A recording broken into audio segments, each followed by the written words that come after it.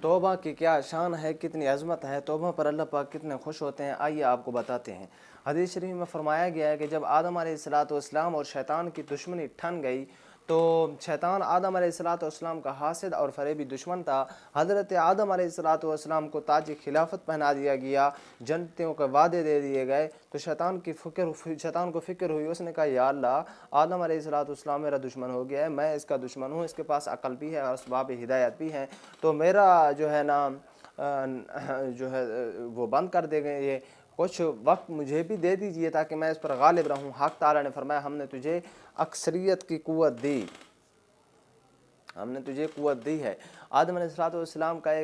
اگر ایک بیٹا ہوگا تو تیرے 10 بیٹے ہوں گے، اس کے 100 ہوں گے تو تیرے 1000 ہوں گے، تو ہمیشہ اکثریت میں رہے گا۔ یہ ایک جو ہے نا عرب ہوں گے تو 10 عرب ہوگا، مگر وہ بھی بڑا ہوشیار ہے۔ اس نے دیکھا کہ بعض دفعہ تو اقلیت بھی اکثریت پر غالب آ جاتی ہے، یہ ضروری نہیں کہ اکثریت کا غلبہ ہو۔ اس نے عرض کیا یا اللہ، بے شک میں اکثریت میں ہو گیا، لیکن اگر طاقتور اقلیت ہو تو اکثریت پر غالب آ جاتی ہے، اس لیے مجھے اوقات دے دیجئے۔ فرمایا تجھے یہ طاقت دیتے ہیں کہ تو آدم کے بدن میں اس طرح سرایت کر سکے گا کہ جیسے خون رگوں میں دوڑتا ہے۔ کہنے لگا اب میں اسے پچھاڑ سکوں گا، اس لیے اس کے اندر گھس کر قلب میں دست سے ڈالوں گا، دماغ کو خراب کر دوں گا، جو چاہے اندر جا کے کروں گا۔ اب مجھے طاقت مل گئی اور مطمئن ہو گیا۔ اب حضرت آدم علیہ السلام کو فکر پڑی کہ اس کم وقت کی یہ طاقت کہ میرے اندر گھس جائے، میرے اندر تو یہ طاقت نہیں کہ میں اس کے اندر گھس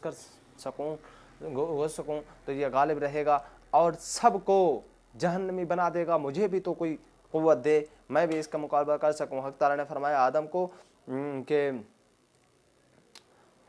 ہم ایک طاقت دیتے ہیں، شیطان کے 1000 برس کی کاروائیاں ایک دم میں سب ملیہ میٹ ہو جائیں گی اور وہ ایسے چت ہو جائے گا،